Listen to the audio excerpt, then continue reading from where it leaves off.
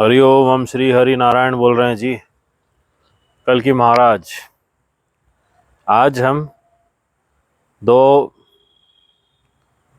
धर्म धरातल पर पावन करने योग्य कथा साथ। आने वाले समय में जैसे अमेरिका की बुरी स्थिति बनते जा रही है हर दिशा से, और इसका इफेक्ट और क्या होगा, यह सिर्फ यहाँ डिस्कस करेंगे। जल्द आरंभ करते हैं। Hardships in college faced by me. Engineering के पहले, क्योंकि हमें वन को भी मैनेज करना पड़ता था, वन भी ध्यान करने जाना पड़ता था, साथ में हमारा कॉलेज, दोनों करना पड़ता था हमें। सो आप समझ सकते हो कितना टीडियस रहता होगा हमारा कार्य। सर्व असाइनमेंट्स करने रहते थे, प्रोजेक्ट्स करने रहते थे, साथ में हम जूनियर्स के इलेक्ट्रॉनिक्स प्रोजेक्ट्स भी बनाते थे। तो अब कभी हम नहीं रहे तो कभी कोई आईसी ख़राब हो गई या माइक्रो कंट्रोलर ख़राब हो गया। अब प्रोग्रामिंग तो हम नहीं करते थे उसमें, वो कोई और हैंडल करता था, परंतु हम पीसीबी पूरा बनाना हमें आता था, प्रिंटेड सर्किट बोर्ड यानी कि। तो अब ये तो खैर कॉलेज की बात हुई। देन ये समय जो था तब जस्ट विंडोज़ फ़ोन आए थे। 2008 2008 2008-9 की बात है। विंडोज़ फ़ोन थे, हमारे पास विंडोज़ फ़ोन था उस समय में, और हम पूर्ण ये किस दिशा में जा रहा है, इलेक्ट्रॉनिक्स का कैसा उपयोग हो रहा है, यह सब तब समझा करते थे। इसलिए हमारे पास तब वो यंत्र था। और जब हम अभी उस बात से जोड़ रहे हैं, जब हमें रामटेक क्षेत्र के ही पास में, जब हम घने वन में थे, हमें सर्प ने डसा था, पूरा रक्त हमारे अंदर डाल दिया था, जो हमने कथा में बताया था पहले। उसके बाद जब हम डिस्पेंसरी में गए थे लाइफलेस स्टेट में, अब हम तो हमारे ध्यान में थे, हम सो गए थे, परंतु हमारा पल्स ना के बराबर था। ये सब हमने पहले बताया था, बहुत पहले, 1 वर्ष हो गया उस वीडियो को। हम वहीं से कंटिन्यू कर रहे हैं। तो अब जब हम अस्पताल में गए थे रिवाइव करने के लिए, हमको रिवाइव करने में जो समय गया रहा ना, तो फिर वहाँ पे अब जो कुछ हम एक्सपीरियंस किए थे, ब्रिक्स एंड ऑल, सर्व कुछ साथ, हमारा एक इस भ्रम में थे हम कि कुछ गलत है, वहाँ पे गड़बड़ हो रहा है। तो हमने वहाँ पे जो कुछ भी अस्पताल में जो गार्ड्स थे, और उसी स्टेट में हमने सबको दबा दिया था, क्योंकि हमें ऐसा लग रहा था कि ये हमें इंजेक्शंस लगा रहे हैं, इसीलिए। तो क्योंकि हम पॉइजन स्टेट में थे ना, हम पॉइजन थे पूरी तरह से, तो पूरा पॉइजन ब्रेन तक चला गया था हमारे। और फिर बता दिया था पहले ही डॉक्टर ने कि ये इनके साथ में मत यह सर्व करो, इनको रिलैक्स करने दीजिए आईसीयू में, ये अपने आप बाहर आ जाएंगे। उसके समय, अब ये 1-1.5 महीने की था हमारा स्टे, जब तक पूरा विश्व बाहर निकलना था, तब हमारा कॉलेज भी पैरेलली चल रहा था। ठीक है, डिप्लोमा की बात कर रहे हैं हम, क्योंकि हमने डिप्लोमा किया है। तो पैरेलली कॉलेज चल रहा था। अब कॉलेज में तब सेमेस्टर का एग्जामिनेशन भी था उस समय। तो हम तो अस्पताल में थे। अब अस्पताल से निकल गए देखा सेमेस्टर चेंज हो गया है। अब बता दिया था पहले ही कि कुछ सीरियस केस है। कौन समझा है कि अस्पताल में और वन में और कॉलेज में ये लिंक क्या है, मसला क्या है, समझ में नहीं आ रहा। तो ये बाकी डॉक्टर्स और बाकी सब जानते थे कि क्या है, परंतु फिर अब हमको तो मैनेज करना था ना। अब हमारे देखो सारे पेपर बैक हो गए। हम थे टॉपर कॉलेज में, हमको कभी भी यूनिवर्सिटी एग्ज़ाम में कभी 80% से नीचे नहीं आते थे। उस समय की बात कर रहे हैं हम, उस समय की बात कर रहे हैं हम। सारे पेपर्स में मैथ्स हमारा बहुत स्ट्रांग था, केमिस्ट्री हमारा बहुत स्ट्रांग था। 90, 95, 96 हमको यूनिवर्सिटी के एग्ज़ाम में मिलते थे। तो अब टीचर्स भी जो थे बहुत चिंतित हो गए थे कि पूरे पेपर्स बैक हो गए, इनके रिकॉर्ड ख़राब हो गया है क्या, कैसे। तो अब बच्चों की तो आदत होती है ना, लोगों को जलन होती है, बच्चों में ऐसा घोर कलयुग है ये ना, तो मजाक बनाते हैं। तो हमारा बहुत मजाक बनाया गया, खासकर वो जो हमें हमेशा पीछे करना चाहते थे एग्जामिनेशन में। तो हमने सब फेस किया। हमने चलो कोई बात नहीं, हमारे 13 पेपर बैक थे, 13।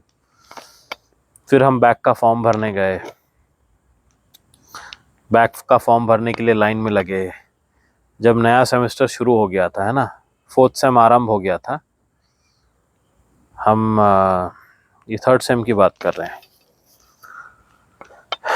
सारे बैक होने के बाद में बैक पेपर्स के बैक का फॉर्म भरा सारा, और बैठे एग्ज़ाम में जाके। जितना आता है उतना लिखेंगे, अब और क्या।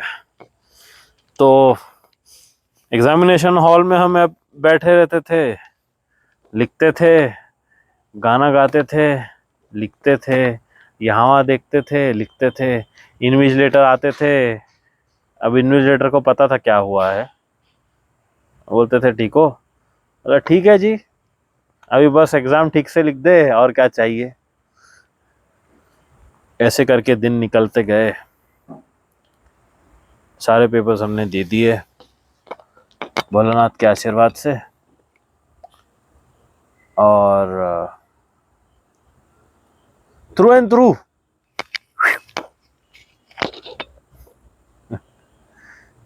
सब क्लियर हो गया एग्ज़ाम। हमने सारे पेपर एक साथ निकाल लिए, 13। उसके बाद में नए सेम में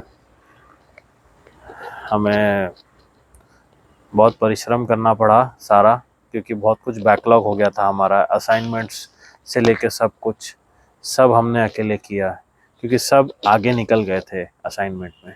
आप बात को समझो कि किस प्रकार संघर्ष करना पड़ता है। ऐसे नहीं कि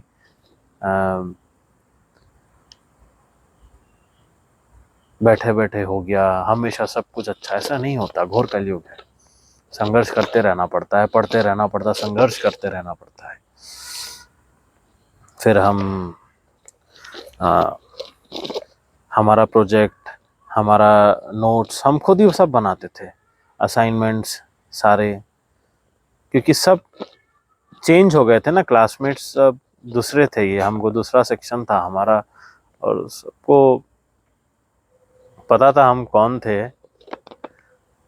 फर्स्ट ईयर के टॉपर थे, और हम ज़्यादा बात किसी से नहीं करते थे। हम हमारा पढ़ाई अपने आप करते थे और गायब हो जाते थे, ये सब जानते थे यहाँ से वहाँ। फिर हमारा असाइनमेंट, प्रैक्टिकल्स हम सब क्लियर करके, असाइनमेंट हमारा फाइल पॉलिटिक्स होने के कारण डिले हो जाता था। हमारा असाइनमेंट का फाइल फाइनल प्रैक्टिकल तक डिले हो जाता था, हम बैठे रहते थे। एक कभी तो ऐसा होता था कि हमारा एक्सटर्नल प्रैक्टिकल है, एक्सटर्नल प्रैक्टिकल तक के हमारा फाइल डिलेड रहता था। उस दिन हमारा चेक कर सब, यानी कि एक्सटर्नल प्रैक्टिकल वाइवा देने जा रहे हैं हम, वाइवा के समय हम हमारा फाइनल प्रैक्टिकल का फाइल लेके जा रहे हैं, सर चेक नहीं हुआ, चेक कर दीजिए जी, साइन नहीं हुआ अब तक। इन्विजिलेटर वो सर अच्छे थे, सर ने हमारा चेक कर दिए थे, पूरा फाइल हमारा चेक कर दिए थे। फिर हमारा फाइल पूरा साइन करवा कर स्टैम्प लेके सबमिट करके बाद में हम वाइवा के लिए जाते थे। वाइवा हमारे सब अच्छे रहते थे, हम डिस्कशन बहुत अच्छा कर लेते थे और इन्विजिलेटर हमेशा एंजॉय करता था हमारे सामने। हम उनको उनके ही टॉपिक में लेके चलते थे उनका जो विषय है वही विषय को हम एक स्टोरी बना देते थे, तो इन्विजिलेटर को मज़ा आता था। अब जैसे सीआरओ है, कैथोड रे ऑसिलोस्कोप होता है जो सीआरओ, उसमें सिग्नल्स देखने पड़ते, साइन वेव, हम वेव को लेके खेलते थे। हम उसमें कभी कभी अध्यात्म जोड़ देते थे जैसे for example, if a person is dead the CRO will not operate. Sir ऐसे ही सर बोलते थे, कुछ पूछना चाहते हो? हाँ सर ऐसे ही, आप गुस्सा मत करना, हम कुछ आउट ऑफ द टॉपिक चले गए तो ये डिफाइन क्या करेगा? कभी सोल को डिफाइन कर पाएगा सीआरओ? ये तो बस सिग्नल नहीं देगा तो ही कुछ कह सकते हैं। अब उसमें कुछ अगर इम्पल्स डाल दे तो शायद दिखाएगा, तो डिफाइन नहीं कर सकता एक्चुअली देखा जाए तो। ऐसी जनरल जेनरिक बातें हम एंगेज रखते थे इन्विजिलेटर्स को, तो कभी बैड इंप्रेशन नहीं रहता था। फिर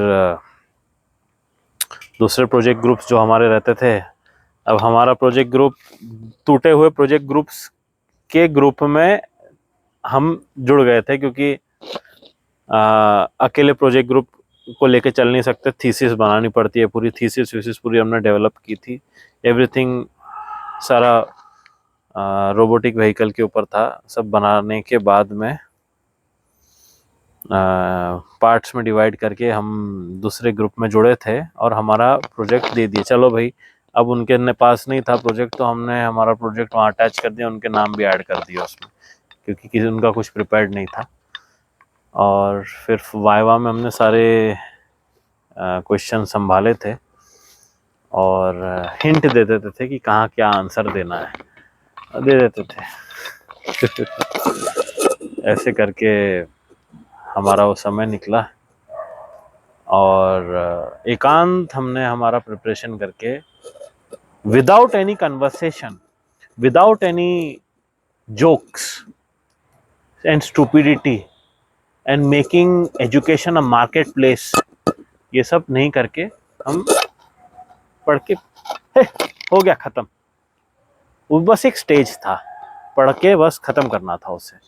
हमको पता था उसका उपयोग नहीं है कुछ आगे ज़्यादा, परंतु पता रहे कि क्या होना है आगे, क्योंकि ये ज़ायनिस्ट का बनाया हुआ कंसेप्ट है पूरा, जो गुलामी की ओर ही ले जाएगा प्रजा को, ये हम जानते थे और हम तब समझ रहे थे। जब तक पढ़ेंगे नहीं तब तक समझ नहीं सकते, पढ़ना पड़ता है, बहुत मेहनत करना पड़ता है।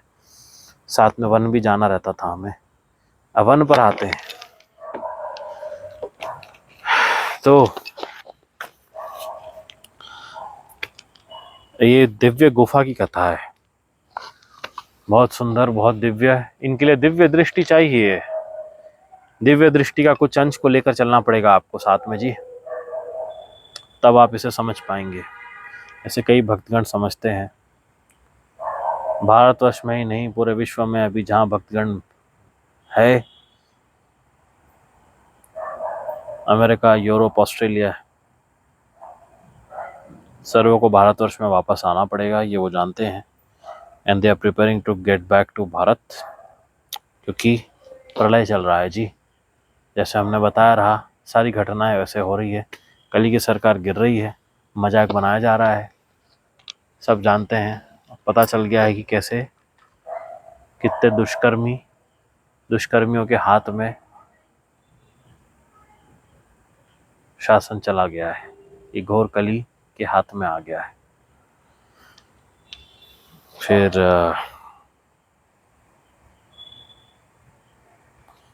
दिव्य गुफा वन क्षेत्र की कथा।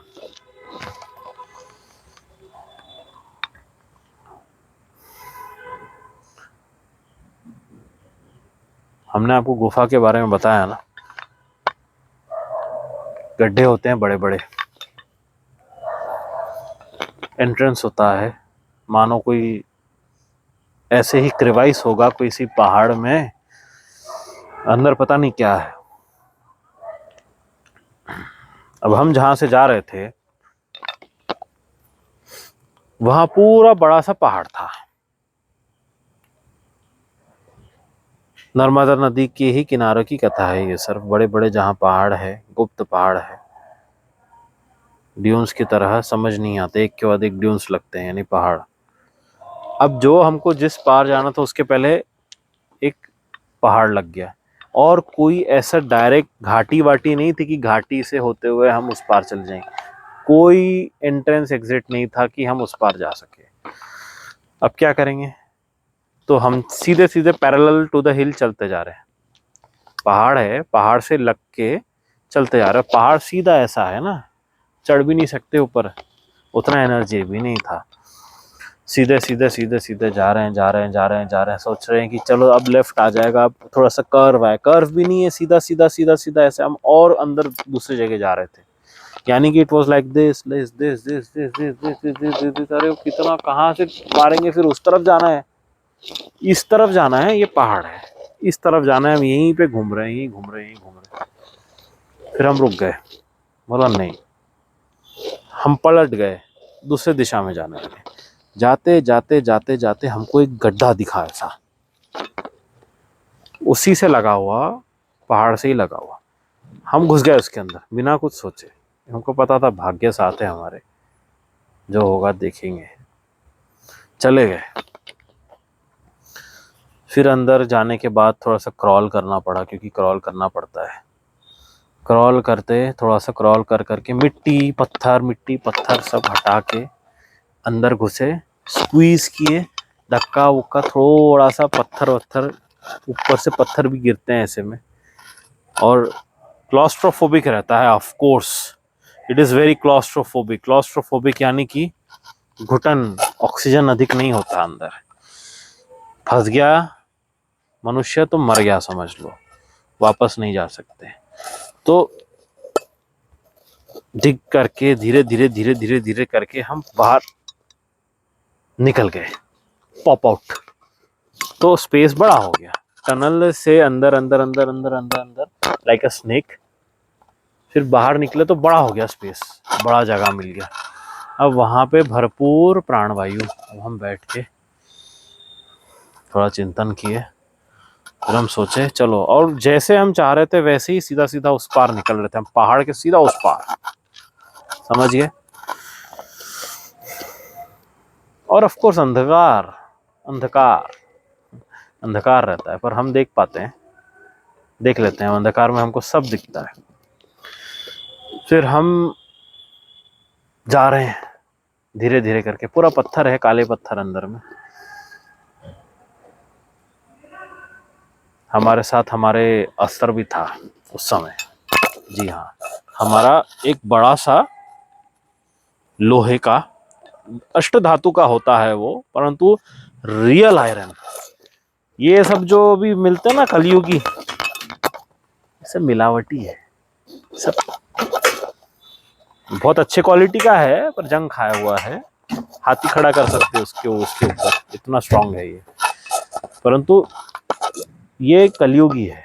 वो जो था वो प्राचीन समय का हमारा अस्त्र हमारे साथ था, जो वन में होता है, of the finish off steel and bronze, steel and bronze के मिक्सचर के कलर का था वो, ठीक है। बड़ा सा हैमर जैसा, इतना बड़ा, not hammer like this, mess कहते हैं जिसे ना, परंतु पूर्ण गदा नहीं, गदे की तरह, ऐसा इजी टू होल्ड। और वो हमारे पीछे ब्रैकेट होता है, ऐसे ब्रैकेट में फंसा होता है वो, समझ में आ रहा, हमारे पीछे होता है वो, उसको ऐसे करके निकालना पड़ता है, ऐसे ऐसे करके पकड़ना पड़ता है उसको। It could smash any vehicle two pieces.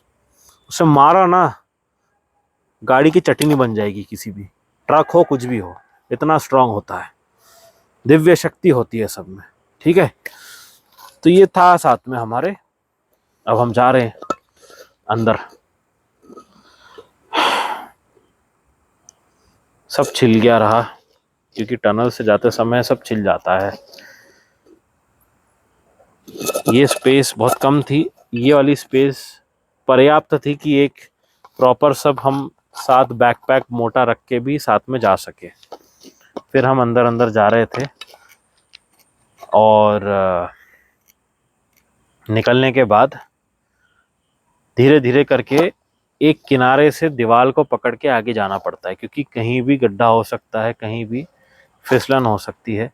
अंधकार में सब चीज़ों का ध्यान रखना पड़ता है। सर्प वर्प तो सामान्य है, सर्प कहीं से भी निकलते हैं, दर्शन करने आते हैं, हमारे दर्शन देकर चले जाते हैं। भगवान शंकर बहुत बार सर्प के रूप में आ जाते हैं, साष्टांग नमन करके आगे बढ़ना पड़ता है। फिर वहां से निकलते ही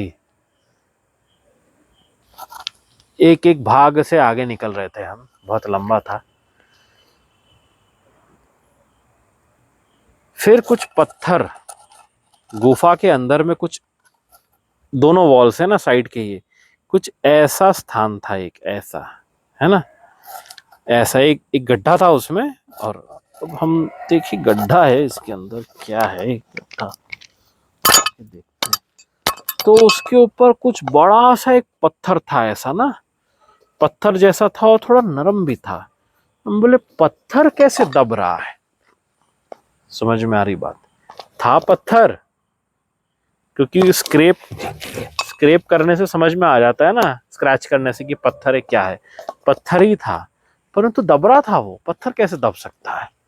फिर हम देखने लगे दब क्यों रहा है पत्थर, होगा कुछ, उतना समझ में नहीं आ रहा। दिख तो रहा है, परंतु काला है ना, सब काले काले में क्या दिखेगा, काला ही है, पत्थर है। फिर हम चले गए वहां से आगे, और कुछ नहीं था वहां पे ना रखा हुआ, हम निकल गए। फिर सुनिए ध्यान से, देखिए दिव्य दृष्टि की आवश्यकता है, ओम महाकाली देवी नमः, ये सब दिव्य दृष्टि के अंश को रखिए, साथ में परम भक्ति से सुनिए। ये परम दिव्य कथा है, इससे आपके गुफा जो भक्तगण इन दिव्य श्लोक और दिव्य वाणी को भक्ति पूर्वक सुनते हैं, उनका सर्प का भय कम हो जाएगा। सर्प उन्हें कभी परेशान नहीं करेंगे, क्योंकि हम उनके स्वामी हैं। फिर वहां से जाते जाते पत्तों की हिलने की ध्वनि लगी, आवाज आई, पत्थर आपस में खर खर खर खर खर आवाज आ रही है, मानो कुछ हिल रहा है, पर्वत हिल रहा है। हमें लगा कि भूकंप तो नहीं आया यहाँ, ऊपर से पत्थर नीचे गिर रहे थे छोटे छोटे, रुक गए। हमें लगा शायद कंपन कर रही है धरती, क्या क्या बात है पता नहीं। थोड़ी देर हुआ, कुछ सेकंड, फिर रुक गई। फिर हम आगे चलने लगे वापस। फिर अलग प्रकार का हुआ, उसी क्षेत्र में अंदर पत्थरों की हर जगह से आवाज आ रही थी।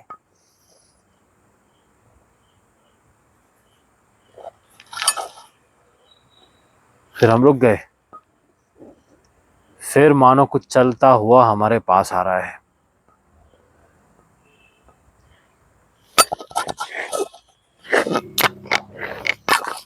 इस प्रकार से पत्थर तराश के हमारे पास आ रहा है चलते हुए। फिर हमने देखे तो पत्थर के पिलर्स जैसे अजीब से क्रीचर्स पत्थर के ही बने हुए थे। पत्थर ही था वह जो चल रहा था। जी हाँ, बाद में हमें समझ आया कि ये जो स्थान है ये एक कोई या तो श्रापित स्थान है, इनको श्राप मिला है कि इनकी मृत्यु नहीं होगी, ये पर्वत में जान रहेगी, ये पत्थर के रूप में श्रापित रहेंगे, ऐसे भटकते रहेंगे जब तक अंत में हमारे दर्शन नहीं होते इन्हें। ये वही पत्थर थे, एक महामुनि का श्राप था इन्हें, जिनकी तपस्या को एक राक्षस ने भंग किया था अपने पूर्ण परिवार सदस्यों सहित। वो सारे परिवार सदस्यों का स्थान था ये, और वो सब पत्थर बना दिए गए थे महामुनि द्वारा। एक दिव्य महापुरुष यहाँ से गुजरेंगे और आपको मुक्ति मिलेगी, ऐसा कहा गया था उन्हें। ये हम समझ गए थे, कुछ अंश हमें समझ आया था कि किसी साधु का ही श्राप हो सकता है इतना खतरनाक, तभी ये सब ऐसा संभव हो रहा है, क्योंकि ऐसा पत्थर चलना ये संभव नहीं है ऐसे होना। फिर हमारे पास पत्थर आ रहे हैं एक एक करके, सामने से भी एक पत्थर आ गया हमारे पास, पत्थर आके लग गया। पूरा पत्थर का एक पूरा स्ट्रक्चर था, वो घस घस के पास आ रहा था। समझ में आ रहा है आपको? वो पत्थर में पत्थरों में जान थी, प्राण थे। वो गुफा श्वास ले रही थी, सांस ले रही थी अंदर से। हमें दबाने लगे फिर। अब हमें या तो ऐसा लग रहा था, अब हमें मन में भ्रम आने लगा, हमें लगा कि ऐसा हो सकता है कि हर ओर हमको कुछ दिख नहीं रहा है ज्यादा, और जितना दिख रहा है कालापन दिख रहा है, तो शायद हम चलते बहुत पतली जगह से चल रहे हैं, इसलिए दब रहे हैं। तो हम रुक गए एक जगह। अब हम रुक गए तब भी पत्थर हमारे पास आ रहे हैं। तो हमको ये समझना था पहले कि हम रुके हैं या गुफा रुकी हुई है, हम चल रहे हैं या गुफा चल रही है। तो हम पहले ही रुक गए, पूरा ऐसे करके खड़े हो गए। अब गुफा ही हमारे पास आ रही थी और चारों तरफ से हमको दबाना शुरू कर दी। समझ में आ रहा आपको ये कितना खतरनाक है? चारों तरफ से गुफा छोटी हो गई, ऐसे हमको घेर रही थी। तब हमने हमारा जो अस्त्र था बाहर निकाला सपोर्ट के लिए, ताकि हम उसे फंसा सके और निकल सके वहां से जल्दी। हमने हमारे देव मंत्र जो सर्वोच्चारण करके, भोलेनाथ का चिंतन करके, अस्त्र से धक्का धुक्की मारने की कोशिश की, परंतु वो पत्थर टूट के वापस जुड़ जा रहे थे। पत्थर है, पत्थर को क्या होगा, पत्थर है वो। फिर हमारा जो गदा था, गधे की तरह जो है साथ, उस दंड को हमने फंसाया, फिर आगे निकले, फिर हमने उसको निकाला, फिर आगे फंसाया। ऐसे कर करके हम आगे जाने लगे, परंतु वो इतनी तीव्रता से वो पत्थर पास आने लगे कि वो दंड हमारा अंदर टूट के धंस गया पत्थर के अंदर, और वो पत्थर दंड के ऊपर आ गए। यानी कि वो घुस गया पूरा अंदर, खीले की तरह। अब उसको निकाल नहीं सकते थे।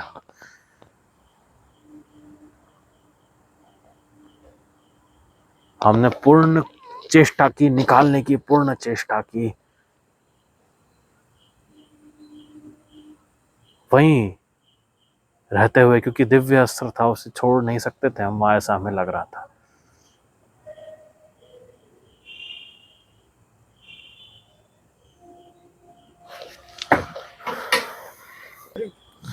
फिर अंत में जब हमारा दंड, धातु का दंड जब फंसा रहा, खीले की तरह दोनों ओर दीवार में घुस गया रहा, फिर आगे का स्थान जो था पत्थर का, वो इस प्रकार केव्ड इन था, इस प्रकार था।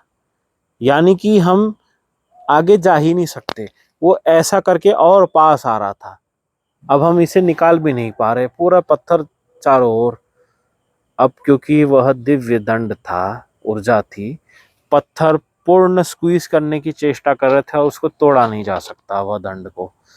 तो प्रेशर दोनों तरफ से पत्थर पे पड़ रहा था बहुत ज़्यादा। कुछ समय बाद बहुत जम के विस्फोट हुआ, पूरे पत्थर टूट गए और दंड भी गायब हो गया, पता नहीं कहाँ गया। हम गड्ढे के अंदर, एक गड्ढा खुल गया बहुत बड़ा, हम गिरते गए गड्ढे के अंदर से, ऐसे समझो एक फिसलन की तरह गड्ढे से सीधा बाहर फेंके गए गुफा के। समझ आ रहा है आपको? ये पहाड़ के एक बीच में कहीं स्थान में रहे हो हम, पत्थर टूटे सारे, डायनामाइट की तरह टूट गए पूरे, और वहां से हम नीचे से गड्ढा बना खुला, गड्ढे के अंदर से हम बाहर निकल गए पूरे और झाड़ी में जाके गिर गए। पीछे देखा तो सब कुछ बंद हो गया था, कोई था ही नहीं, सब पत्थर गिर गए थे और हमारा धातु अस्त्र भी वहीं हमेशा के लिए प्रकृति में समा गया। कितनी ही पवित्र स्थलिया नर्मदा नदी के किनारे, यह सर्व साधु गणों की कृपा धर्म की रक्षा के लिए रही है सदैव। अभी हम चलते हैं, ऐसे कितनी ही कथाएं हैं आगे। भीषण भूकंप के बीच भी हम साझा अवश्य करेंगे। अमेरिका का स्थान सेफ नहीं है, भीषण भूकंप वॉल्केनिक इरप्शंस की चपेट में रहेगा, यह आगे के वीडियो में हम बताएंगे। Safe regions in America and the airports therein will be shared.